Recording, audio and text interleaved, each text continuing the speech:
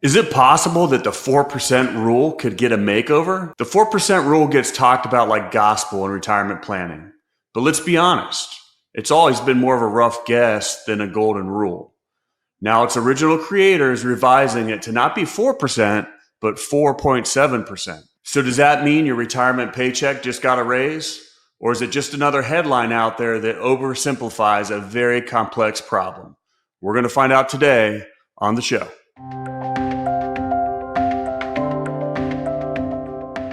Welcome back to the Pilot's Advisor. Walter Storholt alongside the Pilot's Advisor himself, Ryan Fleming, helping people plan for retirement, especially pilots, of course, out there specializing in all of the different retirement plans, employer-sponsored programs and plans and opportunities out there for you guys, and helping you as a pilot himself get to your retirement goals. And Ryan, this is a great topic today. I'm not going to say fell out of my chair. That's maybe being a little bit dramatic when I saw this headline. But we've heard about the 4% rule for all these years, and its creator is now like, oh, hold on. It's the 4.7% rule now. So he's come out and written a new thing and said this is the deal. So kind of caught my eye because it's this foundational rule in retirement planning that we've always kind of dissected. Absolutely. And I talk about the 4% rule all the time because it's a good wag. I mean, obviously, it's much, much more complicated than that. But the basics of the 4% rule, and actually I'll go into it and talk about it a little bit. It was originally proposed by William Bengen back in the 1990s. And it was a suggestion that retirees could safely withdraw 4% annually. And that was adjusted for inflation from a balanced portfolio. They're talking in the article about a 50-50 split. I've always seen more of a 60-40 split, but basically states that you could withdraw that percentage off your portfolio for over 30 years without running out of money. And it's based on a lot of U.S. market data, and it was always called the safe withdrawal rate. And of course, it looks at, Monte Carlo simulation and worst case scenarios. Now, the funny part about what I thought this article was interesting is I've been seeing on the academic side of investing at many of the colleges, for financial planning, where they felt like the 4% rule might be too much, that number should be lower. And in this article, he's talking about it going from 4% to 4.7. So it's going to be that was the old joke, right? We would say, oh, the 4% rule, or more appropriately these days, the 3% rule or the 2% rule. Well, and you take taxes and inflation. I mean, those are two massive parts of retirement planning that we've seen the last couple of years has had a lot of crazy swings. So like I said before, the 4% rule is just a wag. It's a big picture number to see if you're somewhere near a safe withdrawal rate. But the details matter, and that's why it's something that we're constantly reanalyzing every single year when somebody's in retirement. Something that jumped out to me about this change to the 4.7% rule is he gave some reasons for why, and he says there's more asset classes. He's changed it from a 50-50 split to a 55-45 stock bond split, and that's why he's saying you could start your withdrawals at 4.7 and feel pretty good. But he threw caveats in there. He's like, this assumes diversified portfolios, regular rebalancing, long retirement timeframes. So there's some caveats that go into making this 4.7 deal work. It's not just as simple as, here's how much money I have, I'll take 4.7 and I'll be fine. Yeah, it's not a one size fits all, and it's looking at today's data, but we see how quickly data changes. Could you imagine having a 50-50 or even a 55-45 portfolio right now where almost half your money is in fixed income? And we see what's going on in the news today with treasuries. I mean, I've had a lot of advisors out there that are saying bonds are dead. Like they're going to go away. Wow. Which is scary to think about. But when we start looking at, our national debt and we start losing a little bit of the confidence we've had in government treasuries, well, where do you go?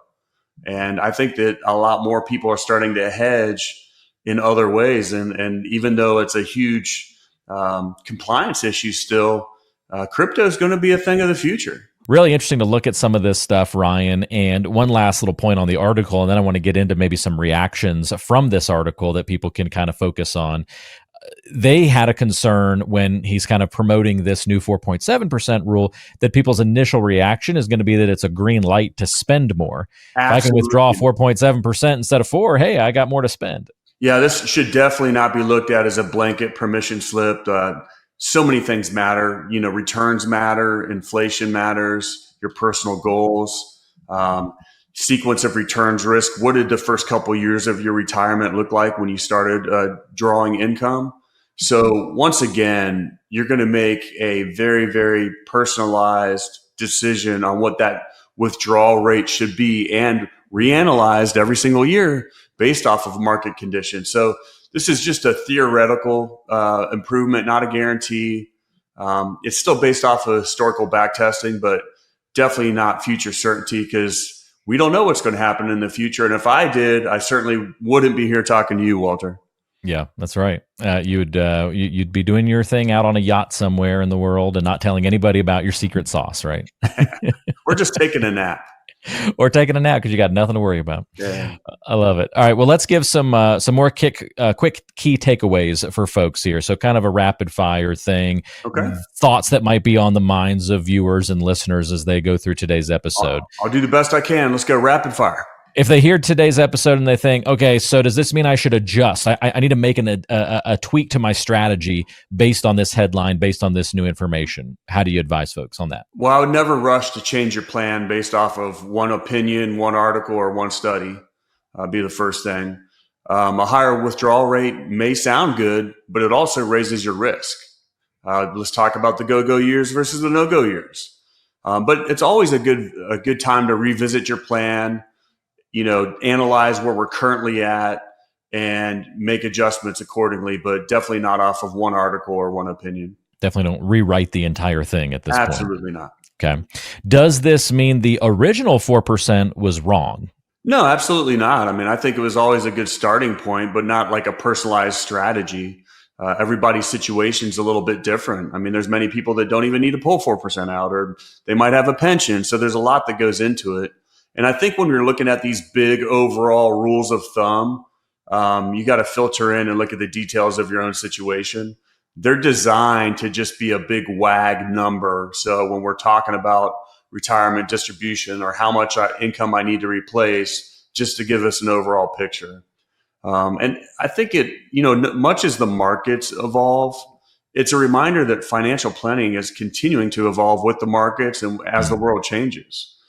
There's better tools, better ideas, better products out there. And I think it's going to keep changing with AI and automation and electronic trading. Attention aviators, when you've spent years in the cockpit managing the complexities of flight, isn't it time you navigated your retirement with the same precision? Introducing retirepilots.com. Right at your touchdown zone on our homepage, there's a beacon flashing, "Get my free toolkit." Click that and you'll be cleared for a direct route to Ryan's retirement toolkit, tailor-made for pilots like you. Inside, you'll find two of his important works, The Pilot's Advisor and Pilots Retire Early. Between these two books, you can decipher the 9 critical decisions when retiring before 65 and discover the 7 lessons to help pilots land safely in retirement.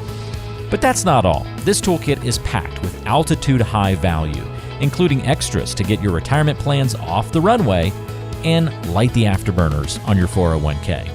Vector on over to retirepilots.com to grab your toolkit, and let's embark on this journey together.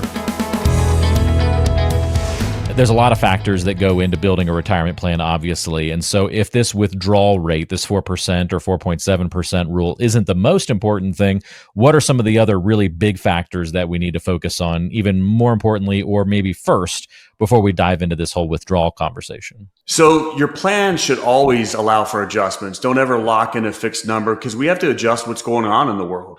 When you talk about retirement, when did you retire? Like that retirement planning, the market sequence, taxes, longevity, the flexibility, all of those carry some weight. And once again, that comes back to your personal situation. Consider strategies like dynamic withdrawals, guardrails. One of the most important ones I see that I think is a little bit easier for investors that are going into retirement is the bucket strategy, where we actually separate your portfolio, your assets in buckets.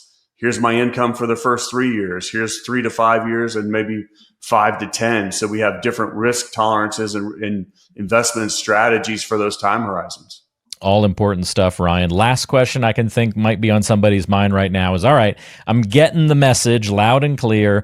The 4% rule or the 4.7% rule isn't for me. I need to find out my personal safe withdrawal rate. So that's the place to start. But the big question, how do I go do that? Well, I think it really depends on your goals. It depends on how your portfolio looks entering retirement, your health, your family's history. How long does your family normally live? And your tolerance for risk. There's no universal answer. And I'd like to have a link at the bottom of this show where it talks about safe money and how your safe withdrawal rate might be able to go from 4% all the way up to 9% if you have a plan in place prior to retirement. And we've talked about that before on the show, but that's my retirement jet engine. And this is basically a plan where regardless of market conditions, you have a safe place to pull income in those down markets. So rather than pulling in a down market from this portfolio, you set up a platform to where you could pull from somewhere else and never pull from that down portfolio when the market's down. So check that out. I suggest anyone that's listening to this and doesn't know what their retirement's going to look like to order the toolkit. Reach out to us. We can look at your personal situation and help you out. We'll link to all those things in the description of today's show. You can order that retirement toolkit, find out where you are right now, learn some great resources about retirement planning, and best of all, get a free portfolio analysis as part of ordering that toolkit, where you'll actually get a one-on-one visit with Ryan and get to meet with the Pilot's Advisor and walk through your plan and talk about the differences that can be made working with him and using his platforms and services versus doing it on your own, and how you're currently projected into the future, and see what that difference looks like. And I know that's extremely helpful to have that in place, Ryan. Absolutely. And always have a plan. Don't just jump in. Yep. Don't forget these rules of thumb. They just start the conversation, but an in-depth conversation with a professional always is going to move the needle more for you. So don't hesitate to reach out and take action if you are ready to dive deeper into proper financial planning. Again, all that contact information to reach Ryan is linked right below the video. If you're watching on YouTube, hit that thumbs up button and subscribe so you don't miss future episodes. And to our audio listeners, you can also check out the description of the show for contact information and links that we've discussed in the program. Until next time, Ryan, thank you so much. We appreciate it. Thank you, Walter, as always, and fly safe. Information is for illustrative purposes only and does not constitute tax, investment, or legal advice. Always consult with a qualified investment, legal, or tax professional before taking any action.